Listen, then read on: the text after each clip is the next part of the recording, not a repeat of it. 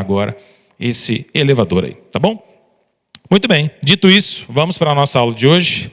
O presbítero Anderson está aqui com as nossas aulas. Se você quer receber uma versão impressa, levante aí sua mão para ele te encontrar. Para os demais, se você está no grupo informativo da igreja, sua aula já está lá, é só você baixar. Se você está nos visitando, você pode levantar a mão aí para a gente te dar a aula de hoje impressa, tá bom? Para você poder acompanhar a nossa reflexão.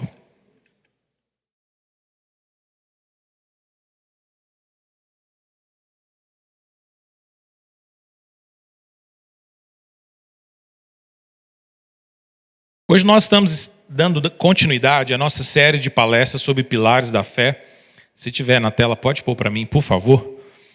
A nossa série Pilares da Fé é um objetivo de, nesses 2 meses, mês de junho e mês de julho, pelo menos, talvez entrando até um pedacinho de agosto, nós trabalharmos sobre temas doutrinários importantes na nossa vida como igreja. Eu tenho insistido nas aulas que eu já dei em te lembrar que doutrina não é um artigo de luxo na vida da igreja.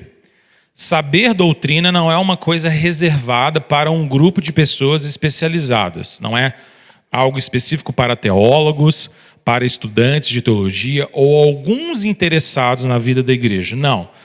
Doutrina é o fundamento de toda a vida da igreja. Fazer teologia ou ter uma boa teologia, uma base teológica sadia, é fundamental para nós professarmos a nossa fé. Se você não tiver uma boa base doutrinária, se você não tem uma boa base teológica, eu e você corremos o risco de vivermos uma vida cristã sem fundamento e de sermos levados por todo o vento de doutrina que existe por aí. Deixe-me te dizer isso muito categoricamente no início dessa aula de hoje também.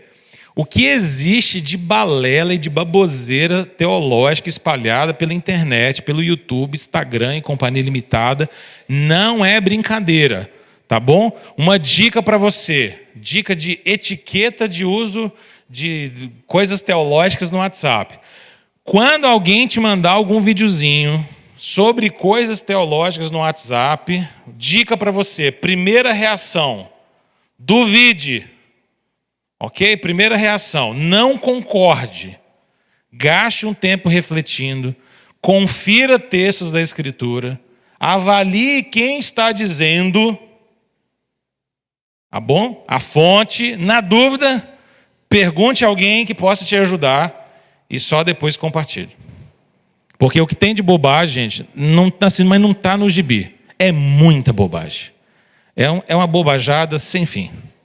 Tanta mentira sendo ensinada, tanta mentira manipulando o povo de Deus, tanto engano, tantos falsos profetas modernos que a gente tem, tá? E isso no meio evangélico mesmo, gente que tem nome de pastor, às vezes até uns nomão bonito, tipo apóstolo e tal, que é tipo um plus, né? Quem é apóstolo, fala, nossa, o cara é apóstolo, deve saber alguma coisa, sabe nada. Só de usar o título apóstolo, eu já sei que ele não sabe nada, que não devia estar usando. Apóstolo são os da Bíblia, ponto final, acabou. Se o cara insiste em usar esse título, já tem problema só no título que ele carrega.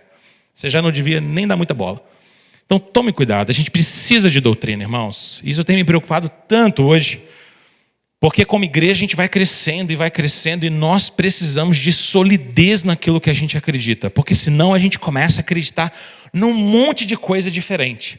E se imagina a IPE com 400 membros, cada um de nós acreditar num negócio diferente, daqui a pouco a gente não tem unidade mais, você concorda?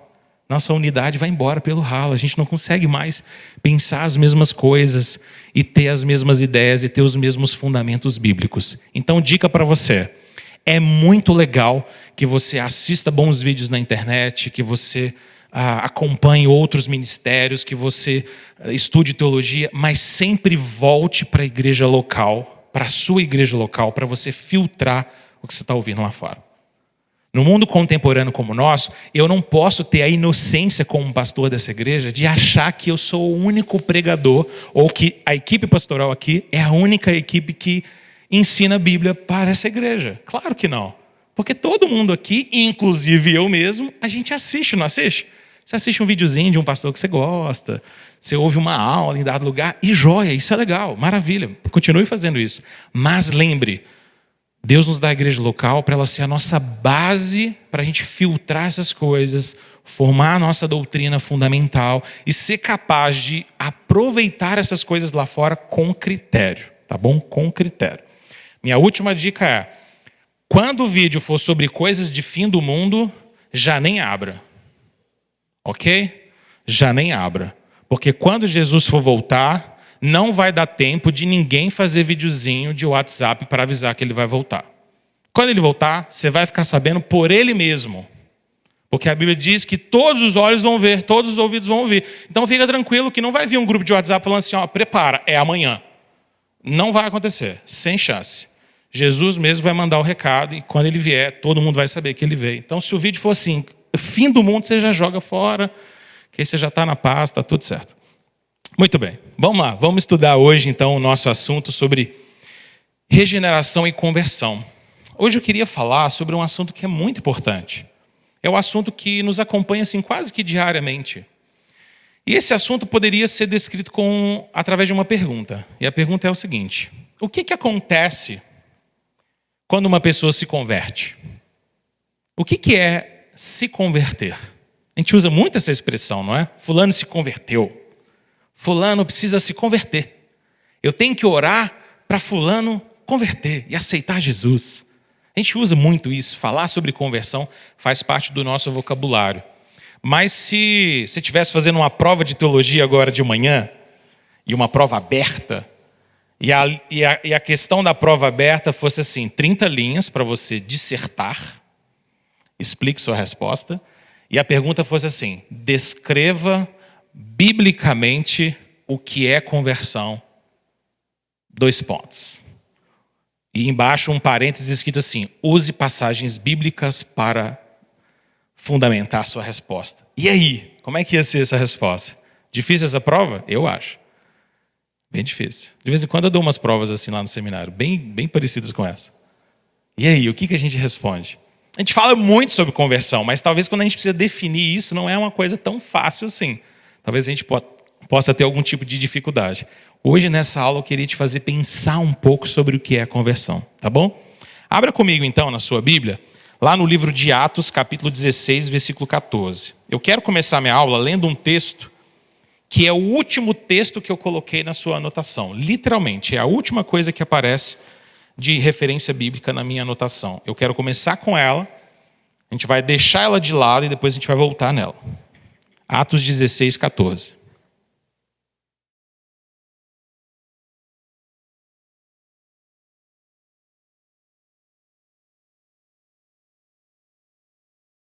Para te contextualizar rapidamente.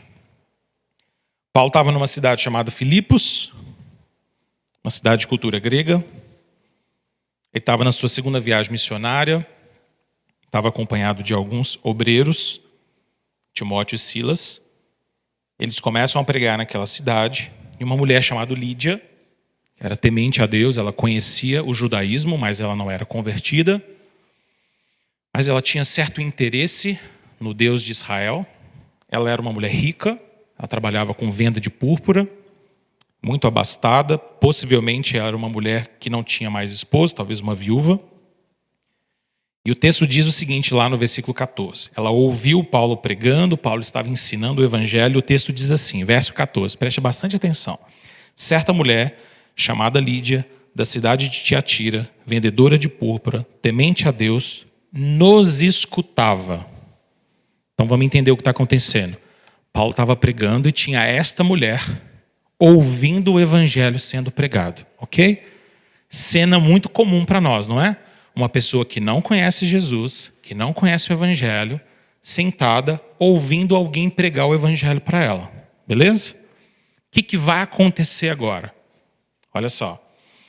O texto diz, o Senhor lhe abriu o coração para entender as coisas que Paulo dizia. Depois de ser batizada, ela e toda a sua casa nos rogou dizendo, se julgais que eu sou fiel ao Senhor, entrai em minha casa e aí ficai, e nos constrangeu a isso. O versículo 15 conecta bem a história para nós, mostrando que essa mulher chamada Lídia não conhecia Jesus, ela ouve a pregação do evangelho. Alguma coisa nesse meio tempo acontece, e no versículo de número 15, essa mulher agora ela é convertida.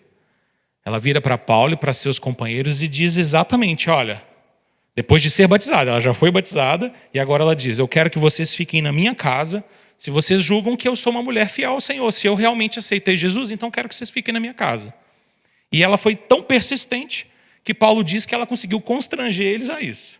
Lembra que eles estavam naquela cidade, não tinha hotel, não dava para olhar no Booking e escolher onde ia dormir. Então, ter alguém que te convidava para dormir na casa era um negócio bem interessante. Ela constrange os dois, fala, vocês vão dormir lá em casa. Vocês vão ficar lá, eu vou alimentar vocês, receber vocês, depois vocês seguem viagem. Tem um detalhe aqui nessa história que eu queria chamar a sua atenção. É a frase que aparece no final do versículo 14. Se você tiver com a sua Bíblia, é aquela hora importante de você pegar uma caneta e riscar essa parte, porque ela é fundamental. O texto diz assim, o Senhor lhe abriu o coração para entender as coisas que Paulo dizia. Início do versículo 14, Lídia estava convertida ou não? Responda para mim. Não. Versículo 15, Lídia estava convertida ou não? Sim. Entre o 14 e o 15, o que acontece? Deus abriu o seu coração e ela se converteu e foi batizada. Beleza? Decora isso, guarda isso no seu coração, pega assim na memória, põe assim de lado. Nós vamos fazer um monte de ideias agora, bíblicas, e depois a gente vai voltar e terminar com isso. Beleza? Muito bem. Quando a gente lida com conversão, a gente precisa se lembrar que a conversão é uma necessidade na vida de todo ser humano.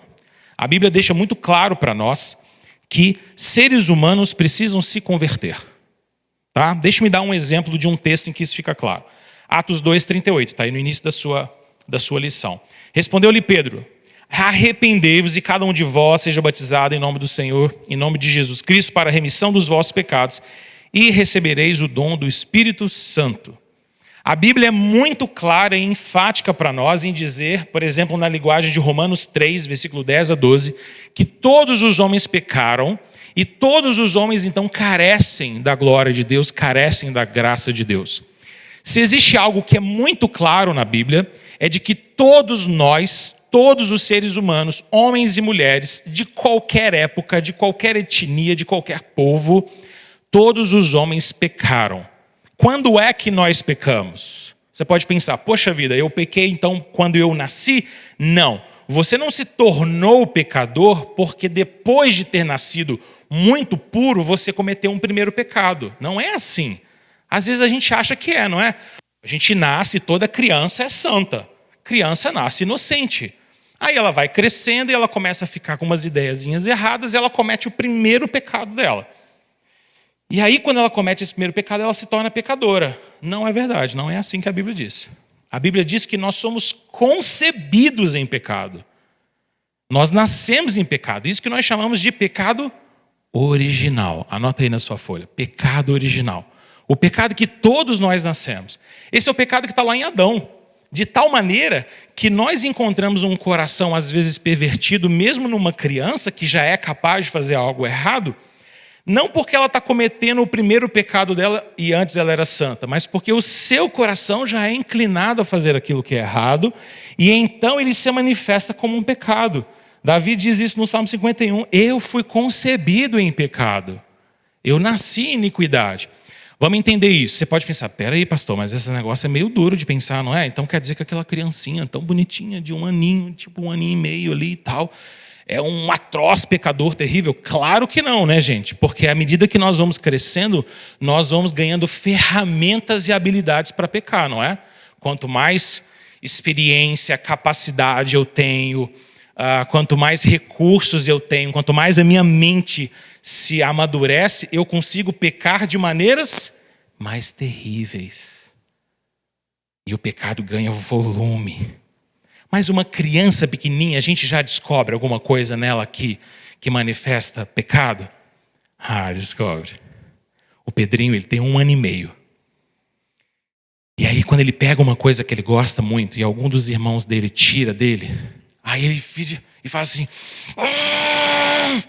E aí ele sai correndo e dá uma cabeçada no sofá assim. E eu falo, meu filho, tem de misericórdia, Senhor, desse espírito, dessa fúria desse cara que só tem 1 ano e meio, essa tampinha de garrafa, e acha que já é todo poderoso. Isso quando ele não se joga no chão e fala assim, cara, para com isso. Onde você quer chegar desse jeito na sua vida? Levanta daí, rapaz. E aí a gente tem que corrigir, porque ele tem 1 ano e meio. E ele já consegue ter um coração assim, vaidoso ao ponto de dizer, não tira o que é meu. Isso é meu. Não tira da minha mão. Ele fica bravo. O Pedrinho, assim como qualquer outra criança, peca porque ele é pecador. Ele não se torna pecador porque ele pecou. Entendeu a lógica? Ele só vai pecar porque o coração dele já nasceu assim. E por que o coração dele já nasceu assim? Por causa de uma dupla dinâmica chamada Adão e Eva. Um casalzinho que nos representava naquele jardim. Eram os nossos pais. E o pecado deles se tornou o nosso pecado também. Todos os homens pecaram. De tal maneira, então, que agora todos os seres humanos, vivendo em pecado, carecem de experimentar conversão. Todos nós precisamos experimentar conversão na nossa vida. E conversão, no final das contas, é uma ruptura com o pecado e um direcionar-se para Deus. Biblicamente, a gente entende que a conversão ela é uma resposta ao agir de Deus no nosso coração.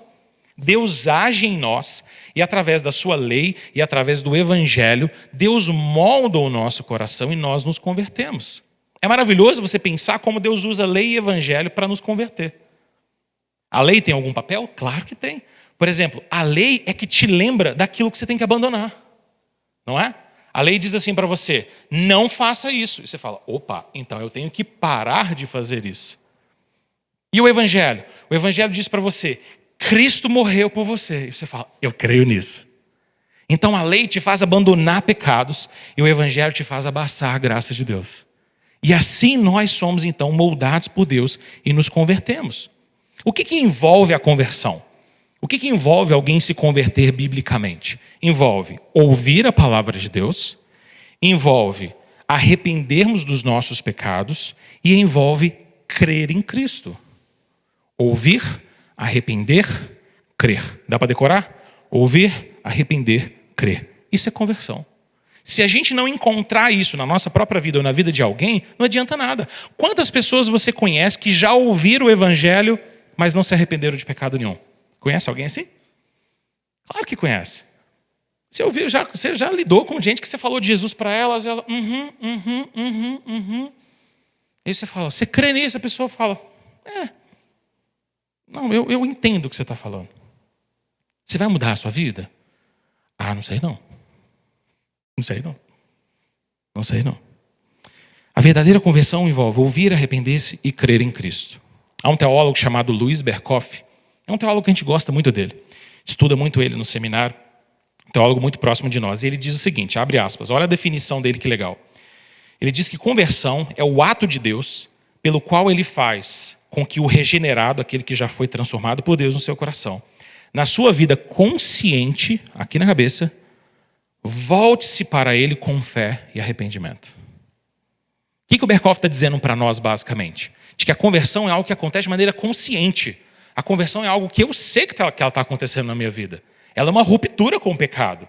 Eu estou abandonando o pecado e abraçando Cristo. A gente não converte sem saber. Tá? Você não acorda o dia e fala, estou me sentindo meio convertido hoje. Não é assim que a gente se converte, não é? A conversão ela é consciente, ela é uma ruptura com o pecado e um abraçar verdadeiramente de Cristo. E daí vem um problema. E qual é o problema?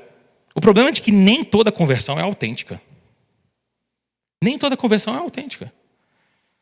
Agora, o mais curioso é porque é muito possível que algumas pessoas experimentem uma conversão que seja inautêntica ou falsa, mas que temporariamente ela pareça conversão de verdade. Ela tem cara de conversão, mas ela não é conversão, não. A gente chama isso de conversão temporária. É uma conversão que, no final das contas, ela não se manifesta como verdadeira. Ela não é uma conversão real do coração, mas ela aparenta ser. Tá? Ela aparenta ser. Deixe-me te mostrar isso biblicamente para você ver como isso está fundamentado na palavra de Deus. Leia esse texto que está aí na sua aula comigo. Mateus 13, versículo de número 20 a 22. Olha só que interessante. Jesus aqui está dando uma aula para nós sobre conversão. E ele diz assim, ele está falando sobre a semeadura do evangelho, tá? É a parábola do semeador, semeia-se a palavra, o coração dos homens é como um terreno fértil ou não, e ele está descrevendo para nós o que acontece. Olha só que curioso, ele diz assim, o que foi semeado em solo rochoso, esse é o que ouve a palavra e recebe logo, com alegria, mas não tem raiz em si mesmo, sendo antes de pouca duração. Em lhe chegando a angústia ou a perseguição por causa da palavra, logo se escandaliza. Esse é o primeiro caso. Outro caso. O que foi semeado entre os espinhos é o que ouve a palavra, porém, os cuidados do mundo e a fascinação das riquezas sufocam a palavra e ela fica infrutífera. Olha que curioso. Jesus está dizendo para nós que não existe só conversão verdadeira. Existe também uma conversão falsa, que a gente poderia chamar de uma conversão temporária. E você já viu isso na igreja já? Você já viu isso na sua caminhada de crente? Você já viu gente que caminhou com a gente muito tempo no evangelho?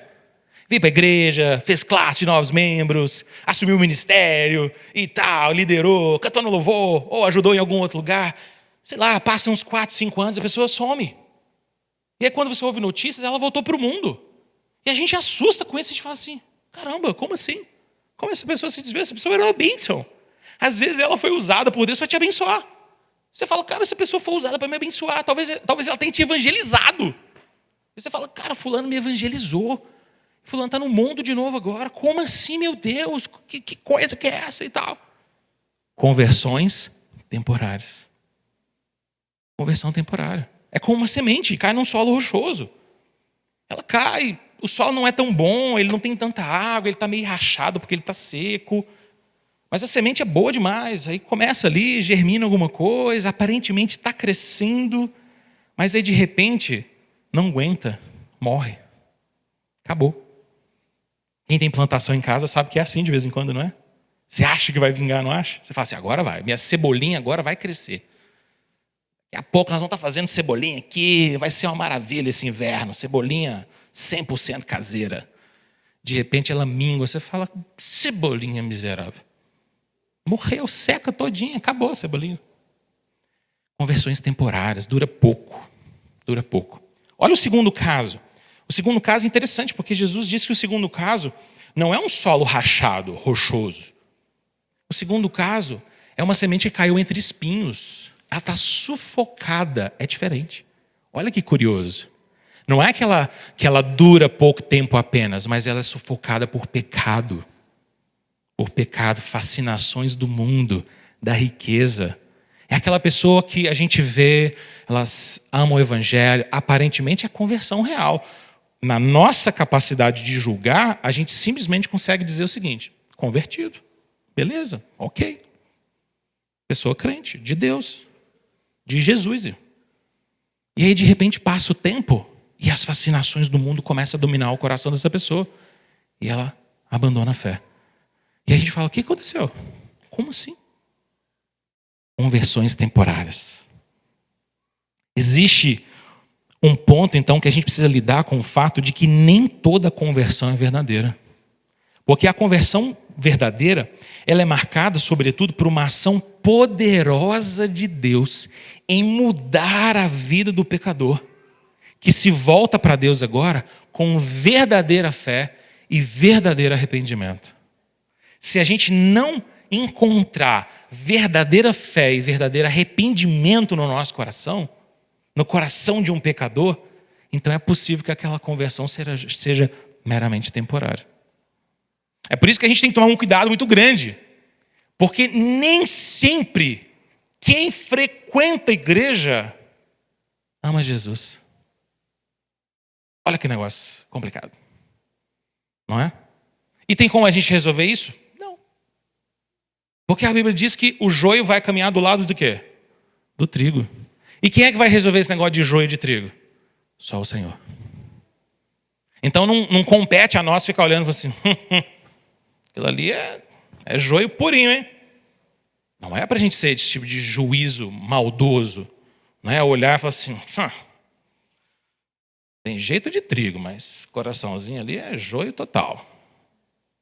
Não é o nosso papel fazer esse tipo de juízo. Nós não estamos aqui para julgar as pessoas dessa maneira. Nós estamos aqui para julgar segundo a reta justiça, mas não julgar de maneira maldosa. Esse juízo final, essa separação, é só o Senhor que vai fazer. É só o Senhor que pode fazer, porque só Ele que sonda os corações. Só Ele sonda os corações. Só o Senhor pode dizer para alguém que chegar na glória e dizer assim: Senhor, em teu nome eu fiz tanta coisa. Eu expulsei demônios, eu fiz milagres. E o Senhor Jesus vira para essas pessoas e diz o quê? Eu nunca te conheci. Então quer dizer que alguém pode até mesmo fazer coisas extraordinárias em nome de Deus e ainda assim não ser crente? Pode. Porque ter dons não é sinônimo de ter um coração transformado. Tome cuidado com isso. A igreja de 1 Coríntios, a igreja de Corinto, tinha muitos dons, mas não tinha o quê? Maturidade espiritual. Paulo escreve 2 cartas inteiras para puxar a orelha deles e dizer: vocês precisam usar os dons que vocês têm de maneira mais madura. Eu gosto sempre de dizer, e vou enfatizar isso o resto da minha vida, muito mais importante do que querer dons, a gente precisa querer sabedoria. Não adianta nada ter ferramenta e não saber usar. Pega uma furadeira ligada na tomada, prontinha com, como é que chama o pininho dela lá? A broca dela, e entrega na mão do meu bebê de 1 ano e meio. Dá certo? Não dá. Mas ele tem o dom? Está na mão dele o dom, não está? A ferramenta não está na mão dele? Não está ligada na energia? Mas por que não serve para ele? Porque ele não tem maturidade. Ele não tem maturidade. Gente que tem dom, mas não tem maturidade, gera problema e divisão na igreja, sabia? Gera divisão na igreja. Mas está usando o dom, mas não tem maturidade. E aí se você usa o dom, mas não tem maturidade, você destrói a igreja. Você atrapalha a igreja. Você confunde a igreja. Muito mais importante do que querer dons. A gente precisa de fruto do Espírito. Fruto é maturidade. Fruto é domínio próprio. É amor, é alegria, compaixão, sabedoria de Deus. Dom é ferramenta. Ferramenta para a gente trabalhar. Dom é importante? Claro que é. Por isso que Deus nos dá. Mas dom sem ferramenta, cara, pode virar uma igreja de Corinto, hein? E não vai ficar legal, não. Fica ruim. Muito ruim. Então volta para cá comigo. A verdadeira conversão, então, ela tem uma marca muito distintiva. A verdadeira conversão, ela se difere completamente dessa falsa conversão ou dessas conversões temporárias. Há um teólogo puritano, um teólogo do século XVII, que eu gosto bastante, chamado Thomas Watson. E ele tem um livro sobre conversão. E lá nesse livro, ele coloca algumas marcas da verdadeira conversão. E eu elenquei 5 delas aqui. Ele diz: a verdadeira conversão, ela é em primeiro lugar de todo o coração. Conversão não é só uma área da nossa vida. Tá? Eu vou converter essa parte da minha vida. Essa outra aqui eu não vou converter, não. Não, conversão é tudo. É de todo o nosso coração. Segundo, a conversão verdadeira envolve um real abandono do pecado. Se eu não tenho um pecador abandonando verdadeiramente o pecado, então você não tem conversão. Não tem. Você pode ter uma entrada na vida da igreja. Você pode ter uma aceitação de uma determinada doutrina. Você pode ter uma adesão ao grupo dos crentes. Mas conversão sem abandonar pecado não faz sentido biblicamente. Tá? Então a gente tem que diferenciar muito claramente adesão à igreja de conversão a Jesus. Aderir à igreja não é necessariamente sinônimo de se converter de verdade. Terceiro, Thomas Watson diz: toda verdadeira conversão tem base espiritual. O fundamento dela é a obra do Espírito, antes de ser a obra de homens. Quarto lugar, a verdadeira conversão é voltar-se para Deus. Eu gosto de descrever isso dessa maneira. Imagina que o pecado está para o lado de lá, onde está aquele púlpitozinho lá, e eu estou caminhando para o pecado, e Cristo está lá. se eu estou caminhando para o pecado, converter-se é dar as costas para o pecado, isso é arrepender-se, e ir na direção de Cristo, isso é fé. Fé é me mover na direção de Cristo.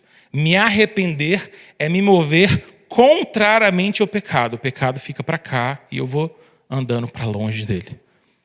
Isso é conversão. Eu preciso abandonar determinadas coisas e preciso abraçar outras. E em último lugar, ou quinto lugar, Thomas Watson diz que a verdadeira conversão leva o homem a uma entrega total a Deus. Não é uma entrega parcial. Por isso que é muito estranho que alguém que é verdadeiramente convertido ou convertida viva no pecado. Deixa eu corrigir um negócio que a gente tem mania de falar como evangélico e que é um negócio muito errado. Você já viu a gente falando assim? Irmãos, porque a gente tem que lutar contra o pecado, né? Tem todo mundo lutar contra o pecado, buscar santidade, porque a gente peca todo dia, né? Aí todo mundo concorda, a gente peca todo dia, é verdade. Na verdade, pecado está sempre na nossa vida, né, irmãos? Se a gente for sincero, a gente pega toda hora a gente comete um pecado, todo minuto. Aí parece muito piedoso você falar isso, não é? Você fala assim, nossa, pessoa crente, né? Confessa que peca a cada minuto. Você pensa, mas você peca a cada minuto? Você é convertido mesmo? A cada minuto? Não consegue ficar 60 segundos na santidade? Tá doido. Às vezes a gente quer ser muito piedoso com isso, assumindo o pecado como uma coisa muito integral na nossa vida e tal. Mas espera aí, você é convertido. A gente tinha que falar o contrário. A gente tinha que falar assim, irmãos, infelizmente, o pecado ainda persiste na nossa vida. E, eventualmente, nós desobedecemos a Deus de maneira consciente. Porque se eu estou desobedecendo a Deus de maneira consciente todo dia, todo minuto, você não é crente, não. Essa frase está popular, né? Não tem como. Você não pode ser convertido. Está errado. Todo minuto. Imagina, acabou de cometer um pecado aqui, não dá nem tempo de pedir o perdão. O perdão nem processa. O Espírito Santo está intercedendo por você. Fala, Senhor, ele pediu perdão aqui agora. Oi, peraí, tem mais um pecado. Só mais um perdão aqui, rapidinho. Não dá tempo de processar tanto perdão assim. É esquisito isso. Conversão verdadeira, irmãos, precisa nos levar a uma entrega total. O pecado na nossa vida ele deveria ser acidental. Não contumaz. Não contumaz. Você pode pensar, poxa, pastor, mas às vezes eu posso cometer pecados que eu nem sou consciente deles. Aí tudo bem, aí eu concordo com você. Talvez você nem tomou consciência de que aquilo que você está fazendo é contrário à lei de Deus e tal. Mas você concorda comigo que a gente que já é bem velhinho e bem experimentado no Evangelho, esse negócio de pecado inconsciente, assim, é meio raro? Você concorda? É meio raro, né, gente? Que nós já somos espertinhos, nós estamos nesse negócio de EBD aqui tem muito tempo. Eu só de EBD tenho 36 anos. A vida toda é um EBD. Estou agarradinho nela.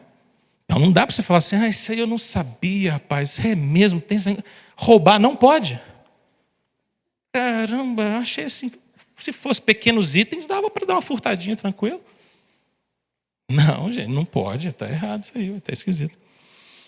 Olha só o que Paulo diz, Davi diz lá no Salmo 51. Olha comigo, está aí no seu texto. Lava-me completamente da minha iniquidade e purifica-me do meu pecado, pois eu conheço as minhas transgressões e o meu pecado está sempre diante de mim. Pequei contra ti somente, e fiz o que é mal perante os teus olhos, de maneira que será tido por justo no teu falar e puro no teu julgar. Lembra, Davi escreveu esse salmo como ele cometeu um pecado assim, desastroso. O pecado que envolvia uma mulher chamada Betseba, o seu esposo, o comandante do exército, uma série de pessoas. Pecado terrível. Pecados podem acontecer na vida de pessoas que amam a Deus? Pode, e aconteceu na vida de Davi, é um exemplo. Aconteceu na vida de outros servos e servas do Senhor. Mas o que precisa acompanhar o pecado na vida de um crente? Profundo senso de arrependimento. Senão, não é crente, não.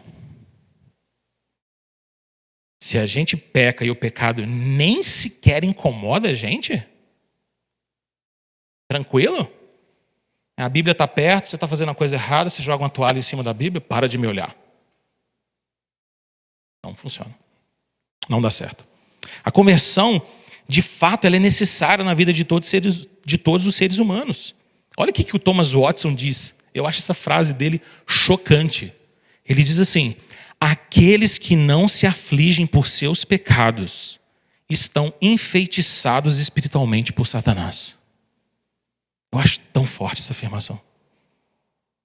Porque se eu não me aflijo pelo meu pecado, então eu estou sob feitiço. Satanás já conseguiu me cegar espiritualmente. Porque eu consigo pecar e isso não me incomoda espiritualmente mais. Então acabou. Meu coração não é sensível mais. Perdi toda a sensibilidade. Bom, mas qual é a base da conversão? E agora nós vamos caminhar para a gente chegar lá no texto de Lídia de novo. A gente precisa se lembrar que como o homem vive em pecado, ou nós sem Cristo estávamos mortos em pecado, nós vivemos um dilema. E a pergunta, ou o dilema, pode ser colocado na pergunta que eu pus para vocês aí. Como o homem poderá responder a Deus e ao Evangelho com arrependimento e fé, se seu coração está endurecido pelo pecado e essa pessoa está morta espiritualmente? Como é que pode responder? Então imagina a cena comigo. Você está pregando o Evangelho para alguém, você está falando sobre Jesus para alguém, para o seu vizinho, para alguém do seu trabalho. Essa pessoa não é crente, não ama o Senhor. E assim como todo ser humano sem Cristo, essa pessoa está morta espiritualmente. Ok? Vou te mostrar isso biblicamente já já. E você está pregando o Evangelho para ela. Você acha, perguntinha, que biblicamente falando, faz sentido a gente admitir que essa pessoa que está morta espiritualmente consiga converter-se e buscar a Deus e mudar a sua vida por si mesmo? Acho que dá. A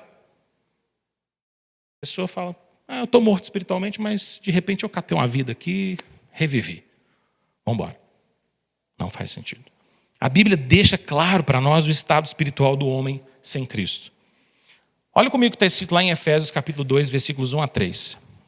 Queria que você prestasse bastante atenção, e eu fiz 3 destaques aí para chamar a sua atenção.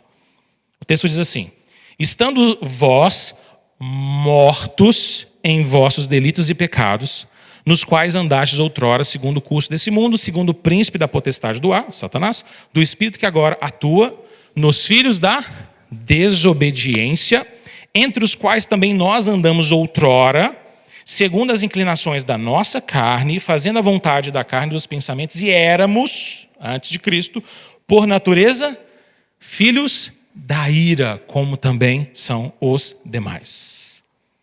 3 destaques que eu chamei sua atenção. Paulo descreve que eu e você, antes de Cristo entrar na nossa vida, tínhamos 3 características que nos marcavam.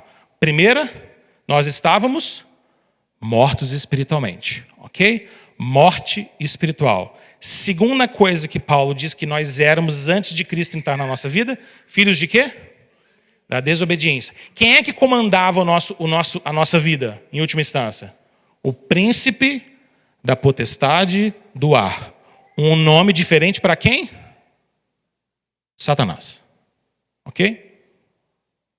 E além disso, nós éramos então merecedores de quê? Ou éramos, por natureza, filhos de quê? Da ira. Ira de quem? Do diabo? Não, de Deus. Porque Deus é santo, justo, perfeito, e nós éramos pecadores. Então veja a nossa condição antes de Cristo. Antes de Cristo é morte espiritual, vida de desobediência, caminhando segundo o príncipe da potestade do ar, segundo a mentalidade mundana, e estávamos debaixo da ira de Deus. Ok? Esse aqui é o trio da perdição. Não tem como estar mais perdido na vida do que isso aqui. Todos nós estávamos assim antes. Essa pessoa que está morta espiritualmente, vivendo em desobediência espiritual, e é filho da ira de Deus, ela pode simplesmente se converter sozinha? Você acha que dá? A pessoa tem todos os recursos? Dá para simplesmente ela dar uma mudada? Se a gente ainda tem dúvida, deixa eu te mostrar esse texto de 1 Coríntios 2,14. Olha o que diz esse texto. Ora, o homem natural... O que é o homem natural? O homem sem Cristo. Tá bom? O homem, segundo a sua própria natureza, terrena, carnal, pecador. O homem natural não aceita as coisas do Espírito de Deus. Por que ele não aceita? Continua o texto aí, lê aí. Porque elas são loucura. Continua comigo. E não pode o quê? Entendê-las. Então, peraí, vamos entender o texto. O homem natural, ele não pode duas coisas. Ele não aceita, porque para ele é loucura, ok? E além de não aceitar, ele não entende. Por que ele não entende? Porque elas são discernidas espiritualmente. São duas frases conectadas que estão dizendo a mesma coisa. Um homem natural não consegue nem aceitar, nem entender as coisas de Deus, porque as coisas de Deus são espirituais. E as coisas de Deus que são espirituais, você discerne como? Espiritualmente. Discernir espiritualmente é que a gente tem que fechar os olhos e falar, Senhor, agora eu estou em espírito, vou entender. Não. Entender espiritualmente é entender por meio da ação do Espírito de Deus em nós. Ok? É por isso que quando a gente vai, por exemplo, no culto da noite, ouvir o sermão, o que a gente faz antes do sermão? Todo domingo, o que a gente faz? Ora. E a gente pede o que nessa oração? Para Deus usar o pregador, que é falho e que tem problemas, mas que mesmo assim Deus nos use, e que Deus prepare o que para ouvir a palavra? O nosso coração. Porque coisas espirituais se discernem espiritualmente. O que Paulo está dizendo? Quando você estiver pregando para uma pessoa, entenda que a única possibilidade daquela pessoa acolher a verdade de Deus, aceitar a verdade de Deus e se converter, é que o Espírito de Deus faça o quê? Abre o coração dela. Gente, essa verdade bíblica, ela é um super impulsionador de missões. Sabe por quê? Porque aquele negócio que a gente fala de vez em quando, tipo assim, cara, sabe por que eu não consigo evangelizar? Eu sou meio tímido. Eu não sei muito o que eu vou falar. Eu não sei se eu vou conseguir explicar tudo. Se a pessoa fizer uma pergunta difícil para mim sobre a Bíblia, o que eu vou falar? Fica tranquilo, sabe por quê? Porque quem vai fazer com que essa pessoa entenda, acolha o Evangelho, não é você. Você é só o instrumento. Só o instrumento. Enquanto você estiver falando lá, o que o Espírito está fazendo? Mexendo no coração. Regenerando. Tá. E aí, de repente, a sua conversa termina, a pessoa começa a cair uma lágrima nela. E aí você vira e fala assim, você está entendendo o que eu estou te falando? A pessoa fala, eu estou. Aí você fica até meio sem graça, né? Porque você não chegou nessa parte ainda, né? Estava acostumado a evangelizar, ninguém tinha convertido ainda, aí é a primeira vez e tal. Aí você pensa, o que eu vou fazer agora? Aí você vai falar assim, você quer aceitar Jesus? Aí a pessoa, eu quero. Você quer que eu te ajude a fazer uma oração, entregar a sua vida ao Senhor? A pessoa fala, eu quero. Aí por dentro você pensa, né? Yes! Glória a Deus! Toma, inferno! Você fica super feliz e tal, fala, agora vai. E aí a pessoa se converte mesmo. E a gente só pode sair dessa conversa dizendo, sabe o quê?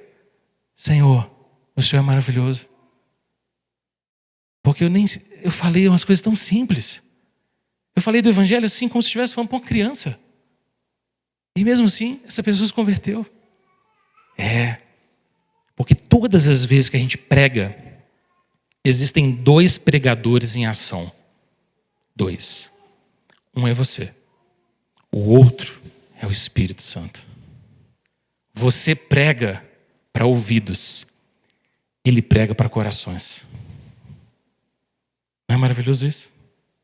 Evangeliza mais só. Acredita. O Espírito faz coisas maravilhosas.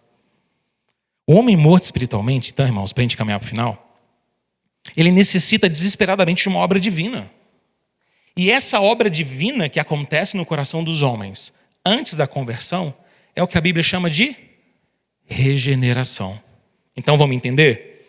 Antes da gente chegar na conversão, precisa primeiro acontecer o quê? A regeneração. Vamos usar o ID aqui. Pensa que o D é a conversão, beleza? E o é a santificação. É o que vai acontecer depois. A pessoa vai abandonar o pecado e vai buscar o Senhor. O é santificação. O D, conversão. Beleza? Só que antes de chegar na conversão, o que vem? A regeneração. Ela está aqui. Ó. Só que o que a gente enxerga? O que a gente vê? O que dá para a gente contemplar na vida de alguém? Do D para frente. A regeneração não dá para ver, não. Sabe por que não dá para ver? Porque ela não acontece na vida consciente. A regeneração acontece no coração. Pensa num iceberg. Todo mundo imagina um iceberg aí. Traz um iceberg na sua cabeça. Titanic. Pronto. O iceberg tem uma parte que a gente vê, não tem? Está lá aquela montanha de gelo gigantesca. Mas o problema do iceberg não é o que a gente vê, sabia? Para o navio, o grande problema é o que está debaixo. Está debaixo. A regeneração é essa parte que a gente não vê. Da conversão para frente é essa parte que a gente vê. É por isso que se eu te perguntar hoje aqui, você olha, quando é que você se converteu? Você consegue dizer quando? Provavelmente muita gente consegue. Talvez seja anotado até na sua Bíblia. Dia tal, do tal, aceitei Jesus. Mas se eu te fizer outra pergunta? A outra pergunta seria assim: quando é que Deus começou a agir no seu coração antes da sua conversão? Você sabe datar? Talvez você fale assim: eu não sei muito não. Posso ter uma noção, mas eu não sei. Essa é uma obra interna, profunda de Deus no nosso coração. O que a Bíblia nos conta sobre isso? Volta comigo lá para o texto de Efésios, a gente está caminhando para o final. O texto de Efésios que a gente leu estava contando para nós até o versículo 3 como nós éramos antes de Jesus. Agora deixa eu ler com você do 4 ao 6 para você ver o que Jesus fez. Olha que extraordinário. Olha que legal. Efésios 2, agora do 4 ao 6. Mas Deus, e eu amo esse mas aqui. Eu sou apaixonado com o mas de Efésios 2, 4. Porque Paulo pinta uma coisa terrível sobre a nossa vida. Só que na vida daqueles que amam a Jesus, existe sempre um mas. E esse é o mas da entrada de Deus na história. Quando Deus entra na sua vida, mas o Felipe, ele era um menino muito avacalhado. Na adolescência ele desviou, ele fez um monte de coisa errada, ele desobedeceu os pais. O Felipe desonrou o Senhor.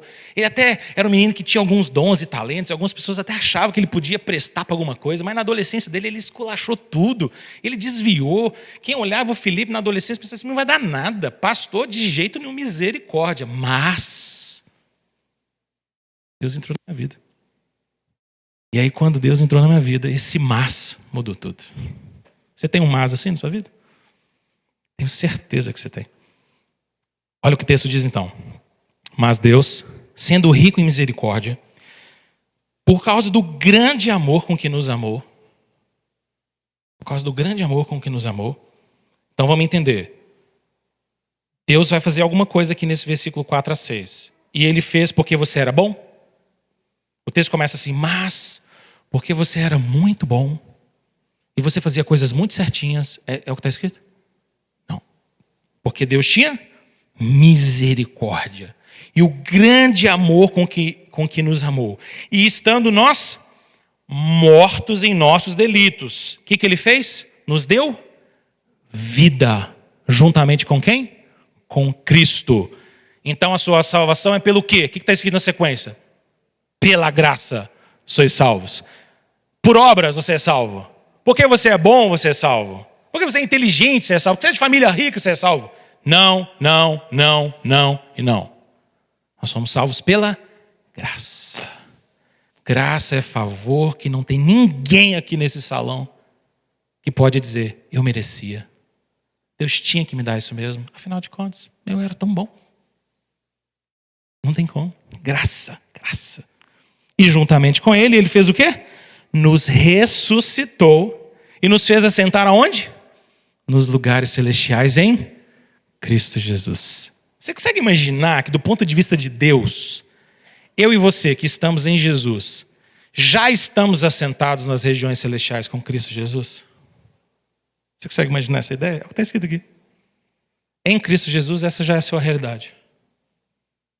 Isso é maravilhoso.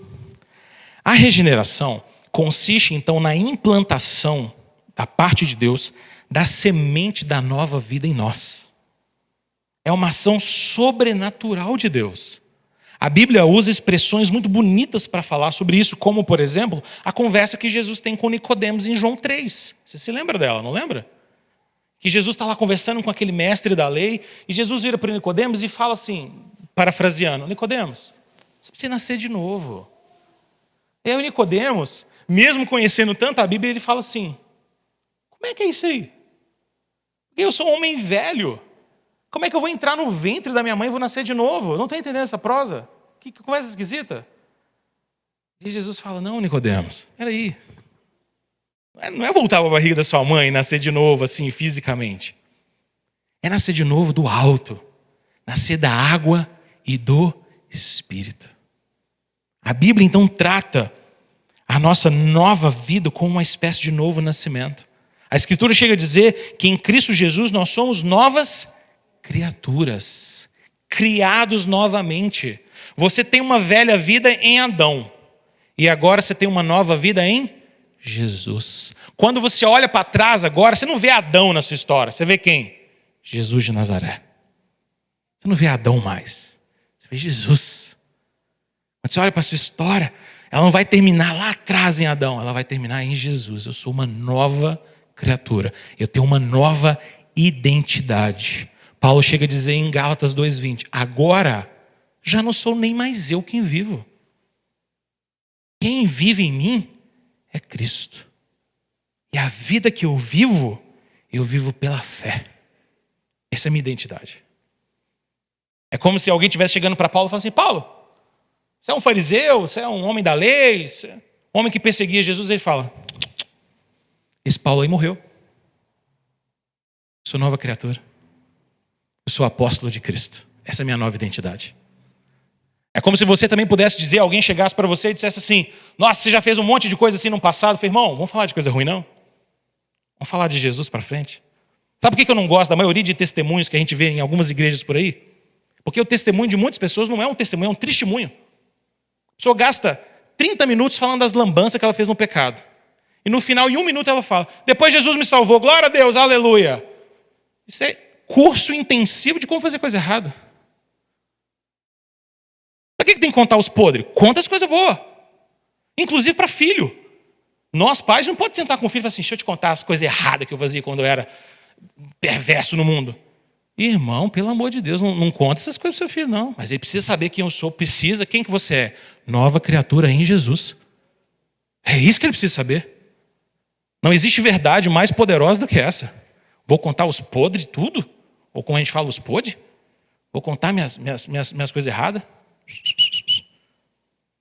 Muito de vez em quando a gente pode partilhar alguma coisa para a gente se identificar com alguém e dizer: eu sei o que você está passando, já passei por algo semelhante, já trilhei esses caminhos, vamos olhar para a mesma direção. Mas só para isso. Ficar contando coisa errada? Tem gente que conta e parece até gostar. Ezequiel 36 diz assim: dar-vos-ei o coração novo, e porei dentro de vós espírito novo. Tirareis de vós o coração de pedra, e vos darei coração de carne. Porei dentro de vós o meu espírito, e fareis que andeis nos meus estatutos, guardeis os meus juízos e os observeis. Então, peraí, vamos entender o texto de Ezequiel. O texto de Ezequiel está dizendo o seguinte: que você e eu um dia vamos nos dar um novo coração, a gente vai nos dar um novo espírito, a gente vai abandonar o nosso coração de pedra, e a gente vai construir um coração de carne, e aí por nós mesmos e a nossa própria capacidade, sem a ajuda do Espírito, a gente vai andar nos estatutos do Senhor, guardar os juízos dele, e vamos observar a lei de Deus e vamos ser santos. Tudo vai depender de nós. É isso? É tão ridículo o jeito que eu pus, né? Mas é para mostrar que não faz sentido a gente não entender que, biblicamente, a salvação é obra de Deus. A gente responde, claro, porque quem vai crer somos nós, quem vai abandonar o pecado somos nós. Mas nós só respondemos à ação de Deus porque ela primeiro aconteceu em nós. O Senhor nos dá um novo coração, nos dá fé, como diz Efésios 2:8, e então a gente experimenta a conversão. Uma mudança de vida tão singular, tão poderosa, que nos direciona para Deus e para a sua glória. Volta no texto para a gente acabar, de Atos 16:14. Lembra do que estava escrito lá? Certa mulher, chamada Lídia, da cidade de Tiatira, vendedora de pulpa, temente a Deus, nos escutava. Versículo 15, ela já está sendo batizada e crente. Tem uma ponte entre o 14 e o 15. E essa ponte é: o Senhor lhe abriu o coração para entender as coisas que Paulo dizia. Deu para entender melhor esse texto agora, depois dessa aula? Ela ouve, Deus age e a conversão agora acontece. Aí no 15 a gente vê Lídia agindo. Agora ela quer que todo mundo fique na casa dela. Agora ela quer pegar o dinheiro dela e fala assim: Deus, agora eu entendi que eu sou vendedora de púrpura e eu tenho grana. É para servir o reino. Não, vem cá, eu quero pagar essa pernoite desses apóstolos todos aqui. Pode ficar na minha casa. A primeira igreja que surge em Filipos, possivelmente foi a igreja da casa de Lídia. Olha que maravilhoso. Lídia abriu um GF na casa dela, que depois virou uma igreja. Olha que maravilhoso. Porque abrir esse GF na casa dela, abrir esse grupo familiar, esse grupo de apóstolos ali e depois de outros crentes, é obra do Espírito. Lídia está só respondendo ao agir de Deus. Só respondendo, só respondendo. Vamos terminar com Thomas Watson? Você pode ler comigo essa frase? As duas grandes, vamos lá? As duas grandes graças essenciais ao santo nesta vida são a fé e o arrependimento. São as duas asas com as quais ele voa para o céu. Você quer voar para o céu? Você precisa de duas asas: fé e arrependimento. Não dá nem para ter só uma asa, senão você vai ficar meio... Não vai dar para voar.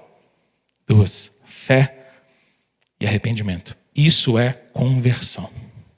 Vamos orar? Ore por alguém que precisa se converter. Ore por alguém que você sabe que precisa ouvir o Evangelho. Alguém que você pode ser instrumento de pregação na vida dela ou dele. Mas ore com essa consciência: Senhor, enquanto ele estiver escutando, ou ela estiver escutando, abre o coração para entender. Abre o coração. Que não é a minha capacidade, não são os meus dons maravilhosos de falar. É o Senhor. É o Senhor.